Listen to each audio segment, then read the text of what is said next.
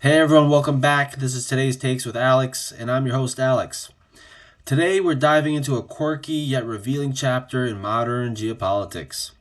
President Donald Trump's offer to send a U.S. Navy hospital ship to Greenland, and the swift rejection by Greenland's leaders.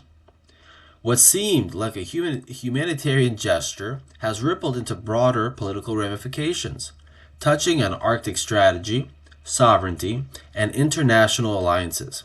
Let's break it down step by step based on the latest developments as of February 22nd, 2026.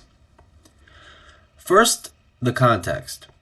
On February President Trump took to Truth Social, criticizing Greenland's healthcare system and unilaterally offering a hospital ship, like the USNS Comfort, to provide aid. No major health crisis prompted this. However, it ties into President Trump's long-standing interest in Greenland, dating back to 2019, when he floated buying the island for national security reasons. Greenland, an autonomous territory of Denmark, is strategically vital due to its Arctic location, rich in resources, and key for monitoring threats from Russia and China. From the U.S. perspective, sending the ship could have several political upsides. Strategically, it's a soft power play to boost American influence in the Arctic. With climate change opening new shipping routes and mineral deposits, controlling or influencing Greenland could help counter Russian military buildup and China's polar Silk Road investments. Domestically, it paints President Trump as a benevolent leader, highlighting U.S. superiority over socialized healthcare systems, potentially rallying his base amid ongoing U.S. health policy debates. But there are risks. The move was announced via social media without diplomatic channels, risking backlash from NATO ally Denmark.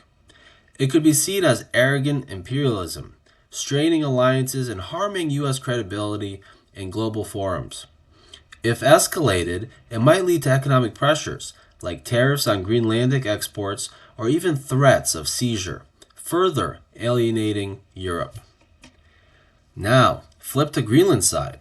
Prime Minister Nielsen rejected the offer firmly but politely, defending their universal free health care and calling for proper dialogue over random outbursts. This rejection asserts Greenland's sovereignty, boosting national pride, and Nielsen standing at home. It contrasts sharply with the U.S. model, appealing to progressive global audiences. Politically, it strengthens Greenland's bonds with Denmark and the EU. Just weeks earlier, Canada and France opened new consulates there, partly as a buffer against U.S. pressures. By saying no, Greenland positions itself as a key Arctic player, attracting non-U.S. investments and aid. However, it invites potential U.S. retaliation, economic or otherwise, which could isolate them if relations sour. Probably not the best move forward. Zooming out, this incident highlights shifting Arctic dynamics. For Canada, a close U.S. ally, it's concerning.